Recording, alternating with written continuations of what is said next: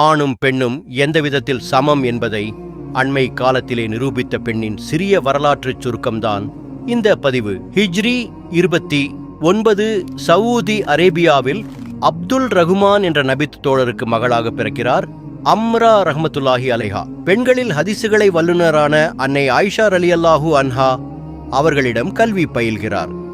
பின்வரும் காலங்களில் ஆயிஷா அவர்களைப் போன்று மிகப்பெரிய ஹதீசுகளை வல்லுநராக ஆகிறார். அவர்களிடம் பல அரசர்களும் கல்வி மேதைகளும் கல்வி பயின்று உலகம் முழுக்க பரவியிருக்கிறார்கள்.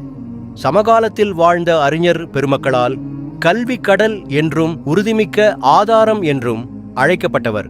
அரபு தீபகற்பத்தின் 13ஆம் Khalifa Umar ibn Abdul Aziz அவர்கள், நீங்க ஹதீஸ் கலை கத்துக்கணும்னு ஆசைப்பட்டீங்கன்னா அம்ராவிடம் போய் கற்றுக்கொள்ளுங்கள் என சொல்லுவார்கள்.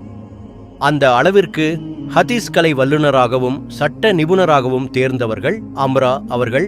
ஒரு தடவை மதினாவிலே ஒரு திருடன் ஒரு பொருளை திருடியிருக்கிறான். இந்த பிரச்சனை நீதிமன்ற விசாரணைக்கு வருகிறது. நீதிபதி அவருடைய கையை வெட்டுமாறு உத்தரவிடுகிறார். இந்த செய்தி சட்ட நிபுணர் அம்ரா அவர்களுக்கு தெரியவர தன்னுடைய மாணவர்களை அனுப்பி, அவன் திருடியது ஒரு தங்க நாணயத்திற்கும் குறைவான ஒரு பொருள், ஆகையால் அவன் கையை வெட்டக்கூடாது என சொல்லி அனுப்புகிறார்கள். சற்றும் யோசிக்காமலும் யாரிடத்திலும் ஆலோசனை கேட்காமலும் நீதிபதி கையை வெட்ட வேண்டாம் என்று உத்தரவிடுகிறார்.